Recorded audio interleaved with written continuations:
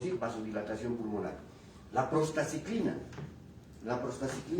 el ilioprost, en otras partes se utiliza cuando hay personas que tienen hipertensión pulmonar de origen genético, ¿no?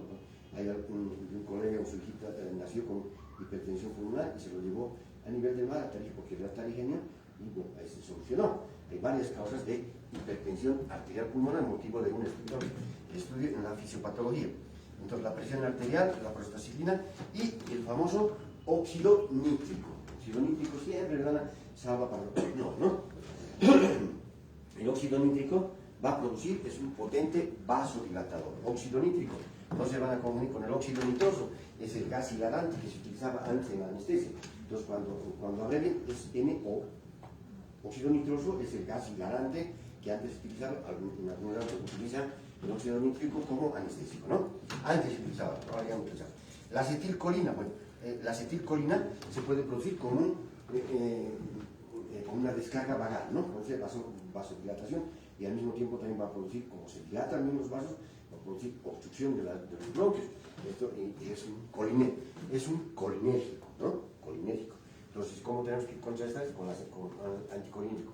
La bradicimina, la dopamina, que es una amina simpático-mimética, y las catecolaminas beta-adrenérgicos. No se olviden que hay algunos inhaladores con catecolaminas, ¿no? Salbutamol, por ejemplo, ¿no? Son beta-adrenérgicos, o sea, simpático-miméticos con efecto beta-adrenérgicos, ¿no? A beta, entonces utilizan y se vasodilata y, bueno, se abren los bronquios, ¿verdad? Ahí está, todo lo que se les está dando es lo que se ve en el diario vivir. Muy bien, entonces van a disculpar que esté corriendo porque estamos atrasaditos, pero en las prácticas los profesores les van a, ustedes tienen la obligación de preguntar, a ver, explíquenos en las prácticas cómo esto de la vasoconstricción pulmonar, porque de la vasoconstricción pulmonar hipóxica, ya, como decíamos, hay varios estímulos, ¿no? Aparte de esto, cualquier persona que enferma con una enfermedad crónica va a ir haciendo vasoconstricción pulmonar hipóxica, ¿ya?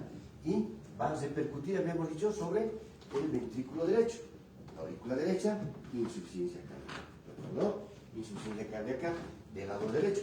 ¿Y cuál será la sintomatología? Bueno, pues lo primero, acá, todo lo que produce aumento de la resistencia en el capilar pulmonar. Ahora enseguida vamos a ver el manejo de líquidos.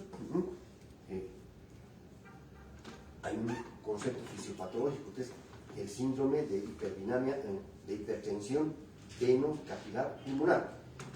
Hipertensión, aquí está la hipertensión, síndrome de hipertensión veno-capilar pulmonar. Aquí está la vena y este es el capilar. Todo lo que produce hipertensión acá, ya, va a alterar que, además aquí hay unos receptores que se llaman receptores J, que van a estimular directamente al centro respiratorio. Entonces, el síntoma de esta hipertensión, síndrome de hipertensión veno-capilar pulmonar, el síntoma más importante es la disnea, la sensación de falta de aire. Ya, eso ténganlo para fisiopatología. Otra vez, las alteraciones en las presiones, acaba de, digamos, una enfermedad de estenosis mitral, otro ejemplo, hipertrofia del ventrículo izquierdo, va a repercutir las presiones y va a llegar al capilar. El capilar también se vuelve, se hace hipertenso, entonces ahí produce síndrome de hipertensión veno-capilar pulmonar. ¿Ya? Es varias causas, ¿no? Estas causas también de acá, de pulmonares. Síndrome de hipertensión veno-capilar, cuyo síntoma más importante es la disnea, ¿no? ¿Por qué? Porque aquí hay factores, además acá se va a producir edema, ¿no? Hay unos receptores J que estimulan al centro respiratorio. Entonces, y se responde con hiperventilación. Entonces es sensación de falta de aire. No puede respirar. Va al médico y va detectando el grado de lesión. Bien, entonces, ¿qué más del pulmón? No se van a olvidar que en el pulmón circulan, anótense, en algunos textos dice el 9, o en un momento dado encontramos de toda la volemia, en algunos textos dice el 10%. O sea, ¿cuánto es la volemia? 5.000, ¿cierto? El 10%, en Gaito creo que dice 9%. ¿Ya? 9%. Entonces, sacan, lo que quiere decir que en el pulmón encontramos sangre, si consideramos 9%, 490, 450 ml. Ya está, los estudiosos, ¿no? Los fisiólogos, los grandes, nosotros estamos repetiendo, ¿no? Contextualizamos. Y si tomamos 10%, entonces quiere decir que en el pulmón, en determinado momento, si queremos medir la sangre, hay 500 ml. En todos los capilares hay 70 ml. ¿Ya? 70 ml de sangre en los capilares. O sea, el mismo volumen, volumen sistólico. No se olviden que el volumen sistólico, ¿cuánto es? 70, ¿no es cierto? O sea, por cada sistole va a expulsar un 70% de todo el contenido, un 60, 70, eso es 70 ml, ¿no es cierto? Muy bien. Entonces, todo se concatenas, se relaciona. Nuevamente, ahora aquí falta algo importante. Acá, faltan los inhibidores, eso voy a preguntar porque estoy dando acá, inhibidores de la fosfodiesterasa. ¿Ya? Ejemplo, acetilcisteína. ¿No? ¿Por qué? Porque este inhibidor, la fosfodiesterasa, no se olviden que, ¿qué hace? Elimina o disminuye, más bien, la enzima del AMP cíclico, ¿no es cierto? Entonces, cuando yo le doy un inhibidor de la fosfodiesterasa, por ejemplo, la acetilcisteína o el dipiridamol, también aquí el dipiridamol son inhibidores de la fosfodiesterasa, entonces estos van a producir, por doble mecanismo, ¿no? Van a producir vasodilatación. Inhibidor de la fosfodiesterasa, entonces aumenta los niveles de GMP cíclico más bien, y el GMP cíclico va a aumentar los niveles de óxido nítrico. El óxido nítrico es un potente vasodilatador. Durante la pandemia yo recomendaba esta acetilcisteína, que es, algunos deben conocer, son fluidificantes, ¿no? El fluimucil. Entonces, ese es el objetivo. Ahí está. Inhibidor de la fosfodiesterasa. También falta acá, porque habíamos dicho que el calcio es importante para la contracción, entonces faltará ¿qué? Faltan los bloqueantes de los canales del calcio, ¿no? Entonces, entre esos tenemos, la nifedipina, indioral, ¿no? Hay el verapamino y el tiaceno, pero el amlodipino, la nifedipina, es bloqueante del calcio. Entonces, a una persona que está, digamos, viene del nivel del mar, yo detecto que está con problemas de maduro, mal de altura, etc., puedo utilizar estos medicamentos, el fluimucil, póngase oxígeno, que coloquen, y inhibidores de la fosfodiesterasa son medicamentos que se puede conseguir fácil. Entonces, el nifedipino, tengo presión más pura, le va a ayudar esto porque es un bloqueante del calcio. Entonces, puedo dar oxígeno, puedo dar, ¿qué más? Inhibidor de la fosfodiesterasa, ¿no? Y puedo dar el bloqueante del calcio. Le ayuda, porque la prostaciclina y leoprox no se consigue. El óxido nítrico no se consigue. Acetilcolina, bradicinina, no, dopamina, mucha tendría que dosificar en microbotero o en bombas de infusión, no. Pero lo más a la mano, ¿cuál? Es el oxígeno, ¿no? El oxígeno, reposo, y ahí está. Y las catecolaminas beta-adrenérgicos, entonces el salbutamol, ¿no es cierto? Salbutamol que tiene efecto vasodilatador. No se olviden que el efecto beta-2 es vasodilatador. Es decir, el isoproterenol también, ¿no? El isoproterenol, un efecto beta-2. Ahí está. Muy bien. Ahora vamos a ir a ver qué es lo que pasa. Fíjense ustedes, esta es la parte, ¿vale? Y luego esto que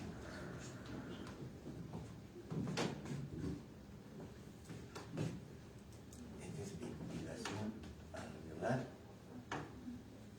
Este es flujo. Observación, ventilación, perfusión.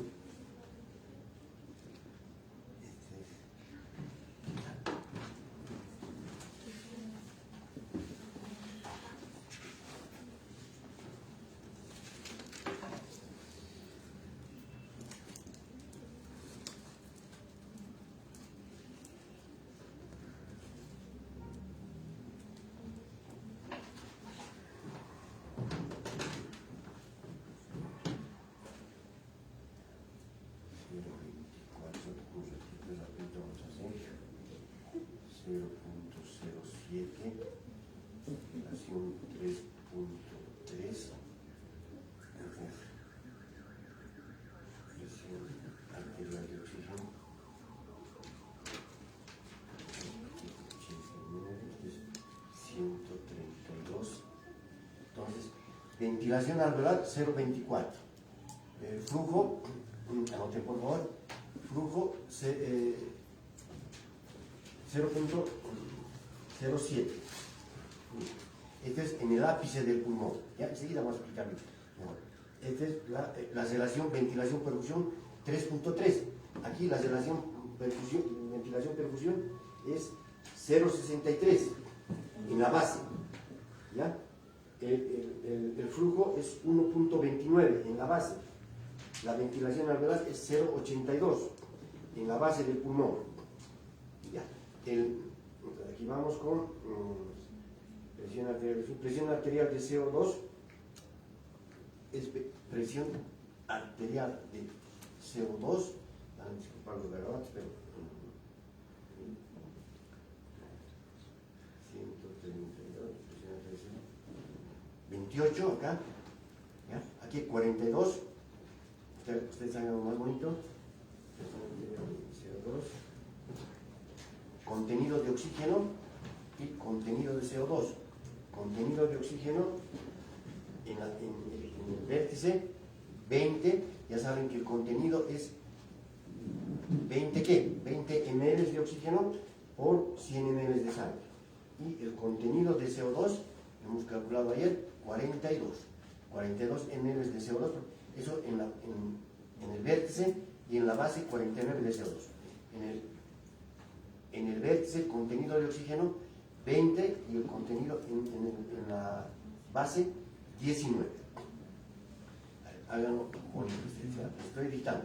Otra vez, ventilación alveolar 0,24, flujo 0,07, ventilación en la base 0,82, flujo 1,29, relación ventilación-perfusión 3,3, 0,63, presión arterial de oxígeno 132 y acá 89, presión arterial de CO2 28 y aquí más 42, oxígeno, contenido de oxígeno 20 y en el vértice y acá 19,2. Contenido de CO2 está menor acá y aquí mayor. Está con 49 ml de CO2 sobre, cuando hablamos de contenido, siempre es ml por 100 ml de sal. ¿De acuerdo? Mil disculpas por el dibujo, pero quiero decir, con más tiempo, pero es porque estoy apurado. El día tienen que volver al hospital, ya estoy nervioso. Bueno. Bien, entonces vamos con, ¿para qué nos sirve esto? Cuando el flujo que va otra vez, desde el corazón hasta los pulmones, en este caso vamos a representar así los pulmones,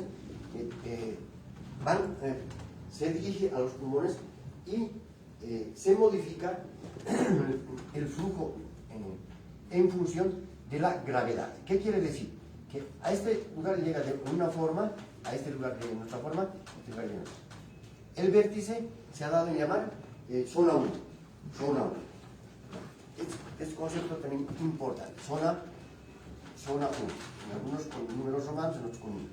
Zona 2, la parte central. Y la parte de abajo, zona 3. Fíjense, zona 3.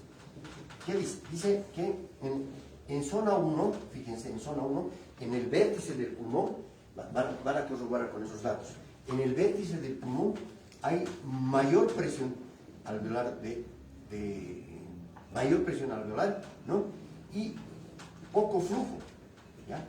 Los vasos están contraídos tanto en sístole como en diástole. El flujo es bajísimo, ¿no? Eso es bien teórico, porque el pulmón está situado, pero han hecho estudios y han visto que en zona 1 la presión en alveolo es mayor, ¿no?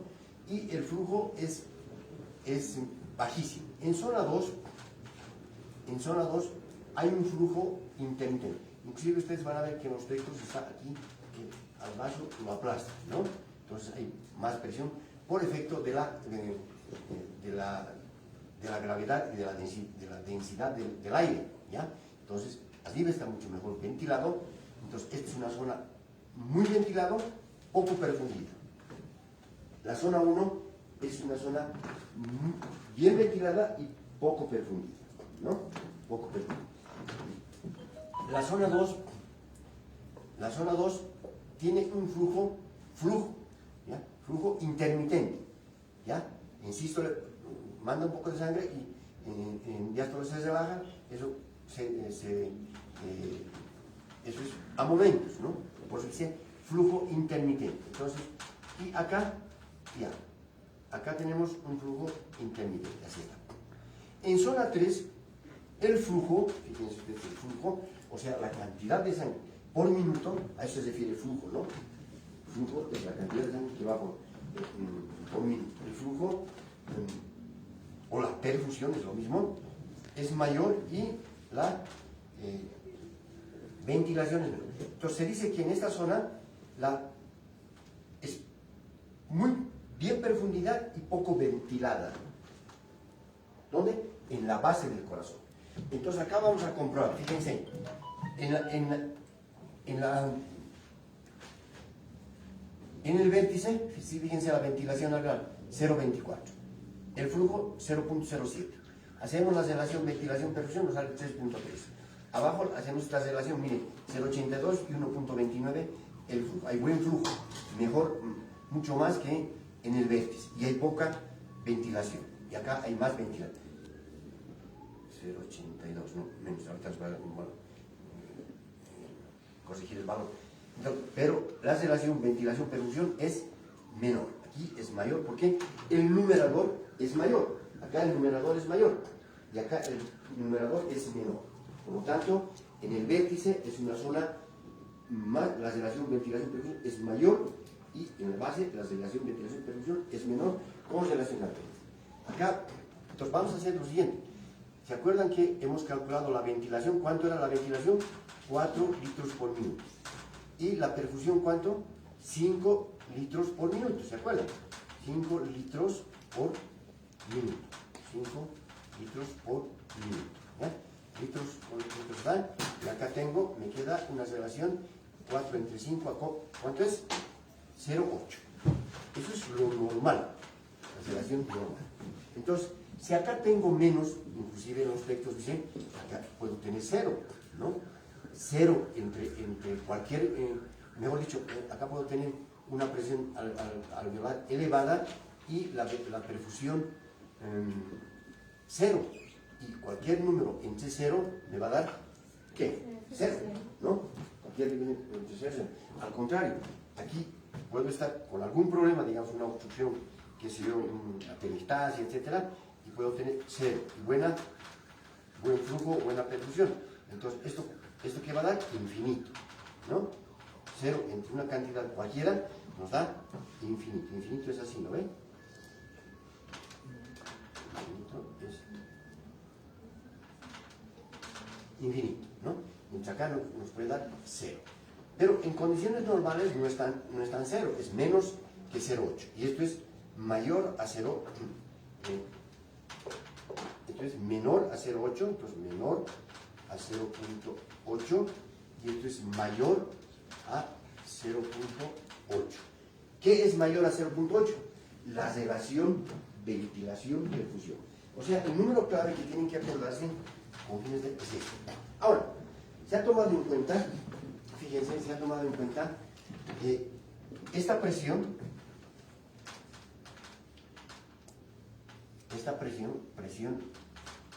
arterial, este lado arterial, la presión alveolar y la presión venosa. ¿Sí? Esta es la presión venosa. Entonces, esto siempre como fines de examen, ¿no? ¿Dónde es mayor la presión venosa? ¿En cuál de las zonas? Bueno, entonces se ha visto que, a ver, yo para esto he hecho una memotecnia, fíjense, esa memotecnia, así. Vamos a asumir que todo esto es el lado pulmonar y este es el lado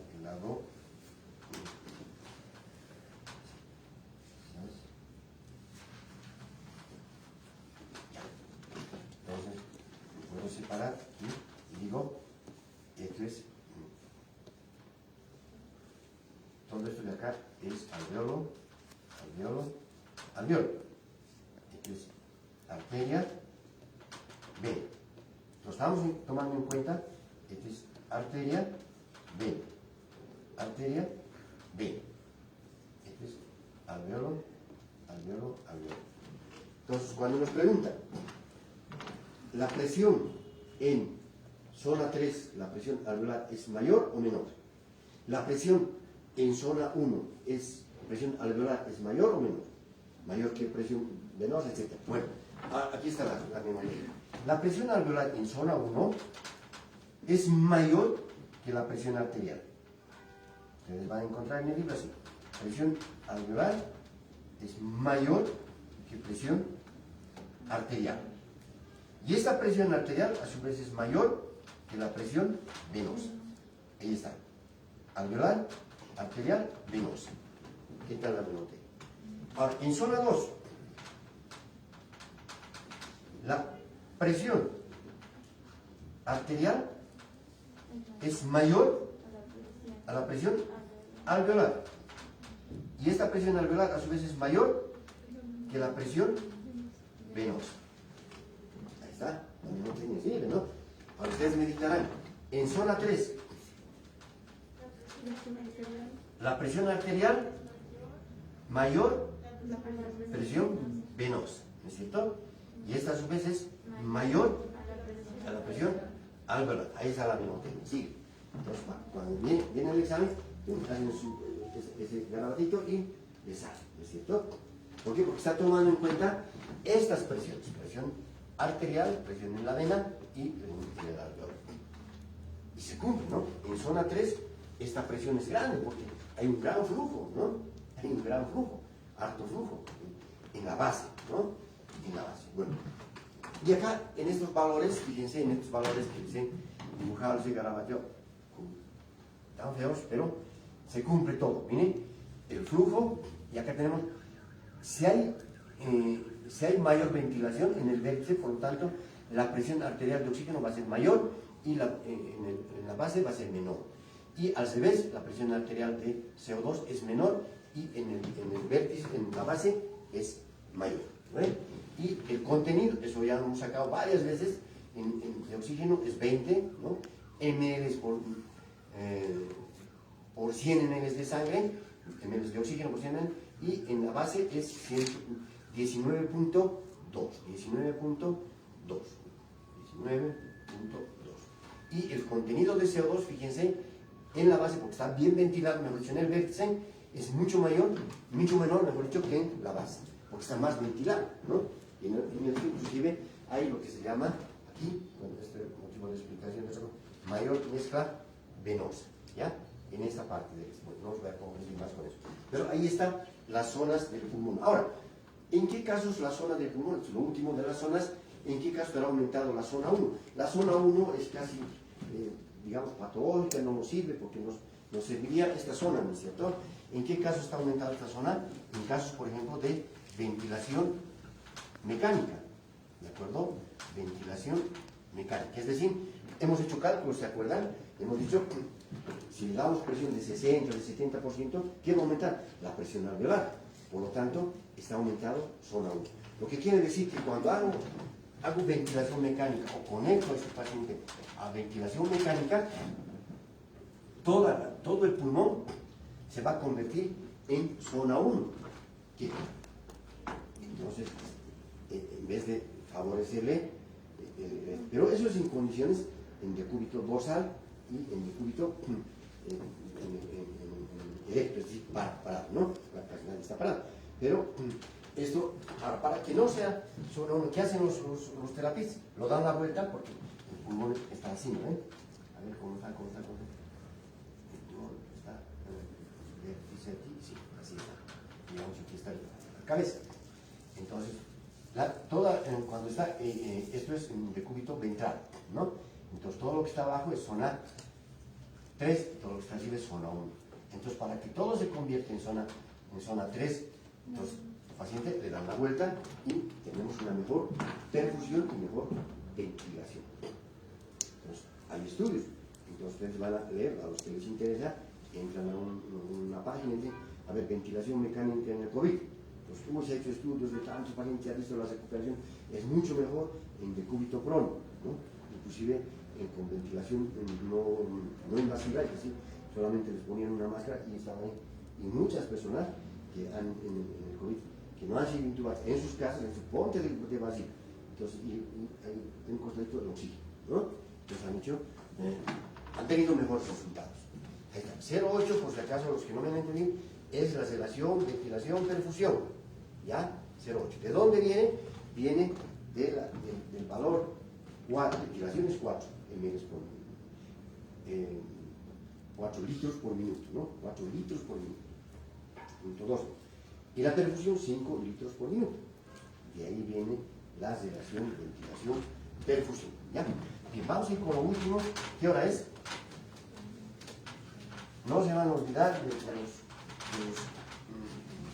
los factores que relajan y que contraen la circulación bronquial, ¿no?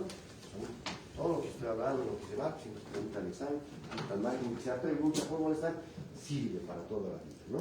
Entonces ya se ha demostrado que los inhibidores de la fosfodiesterasa, ¿no? Mejoran la circulación, ¿no? La circulación, porque estimulan el óxido nítrico, ¿no? Aumentan los niveles. Muy bien, entonces tenemos un capítulo, ¿qué ves? Y 40. Vamos acá. Entonces, la dinámica de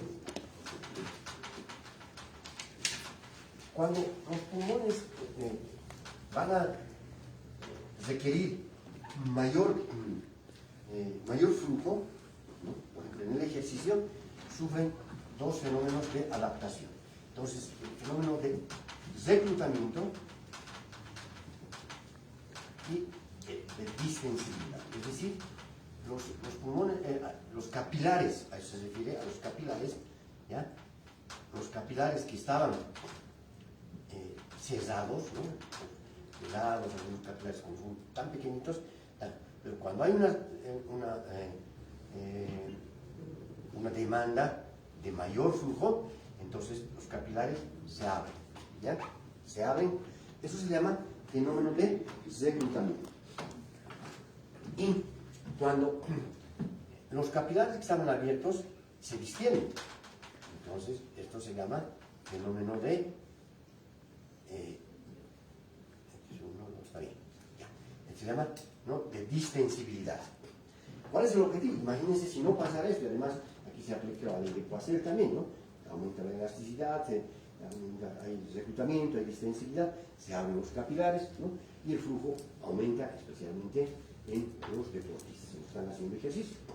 Si no tuviese esta propiedad el pulmón, ¿qué pasaría? Habría edema agudo del pulmón, ¿no es cierto? Entonces los vasos aumentaría la presión y se extravasaría. ¿Cómo es la dinámica en el pulmón?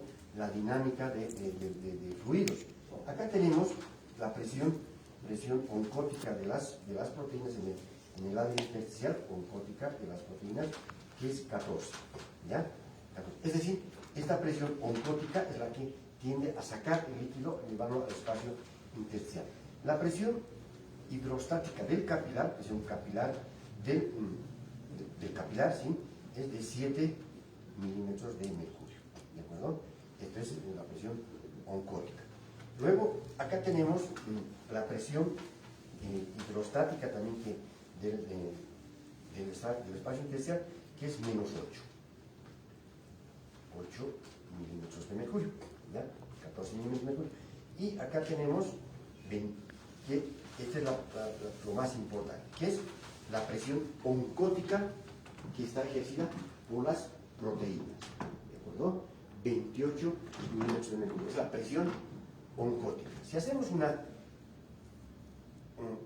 una suma, ¿ya?, vamos a ver que 7 más 14 más 8 son las fuerzas que tienden a sacar el líquido del capilar hacia el intersticio, ¿sí?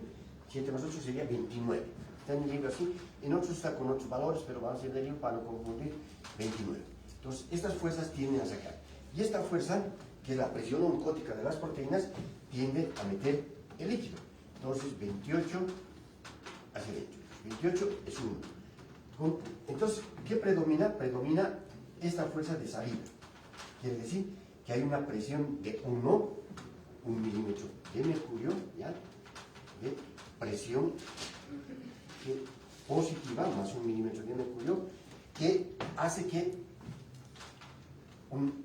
una partecita de líquido que está en los pulmones salga del capilar al intersticio.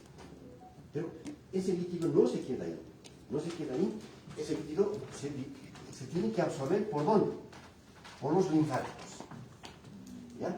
Va a la gran vena torácica, al conducto torácico y, bueno, eso mantiene el equilibrio, ¿no? Intervienen también, en esta dinámica, la presión alveolar, ¿no? ¿Ya? La presión alveolar, ¿sí? ¿No? De acá, desde. Y un factor importantísimo es el factor surfactante. El factor surfactante.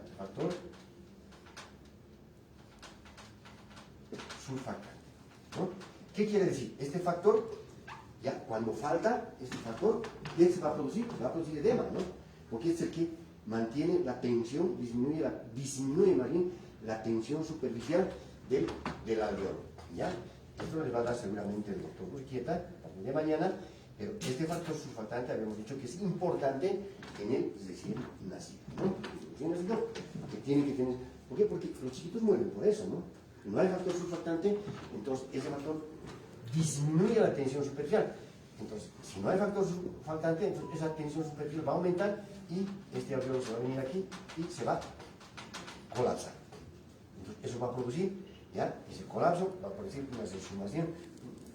A ver, el término va a desumar el líquido y se va a producir edema, síndrome de membranas y ánimas. ¿Ya? Ahora, acá, con estas presiones, podemos jugar, ¿no? ¿Qué pasa si disminuye la presión oncótica? ¿En qué casos va a disminuir la presión oncótica? Por ejemplo, una de las causas que disminuye la presión oncótica, la hipoproteinemia. Por ejemplo, en un paciente renal hay hipoproteinemia, pues, ¿no? Porque el glomérulo ya no absorbe las proteínas, no está cumpliendo su función y hay proteinuria. Entonces disminuye y a nivel del pulmón, eso no nos favorece, hay un límite de presiones donde alcanza ese límite y pasa ese límite y se produce el edema intersticial. ¿De acuerdo? El edema intersticial.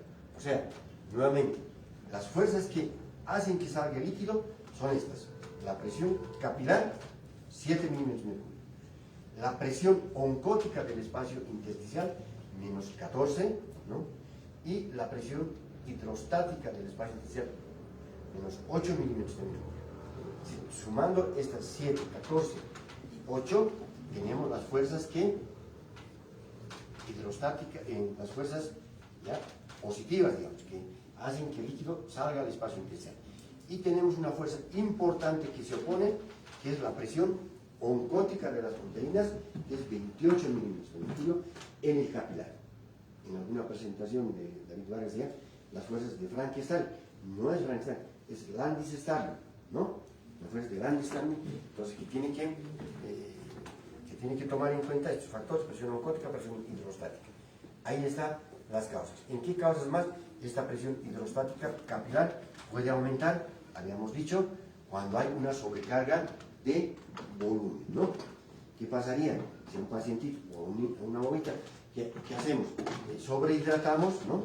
Sobrehidratamos, sueros, etcétera, bien directamente, ¿no? Por la vía venosa, ¿no? Por las venas, o digamos, le colocamos un catéter central o una vía gruesa, a veces le colocamos una vía que se llama una bránula, en algunos ancianitos, 16, ¿sí?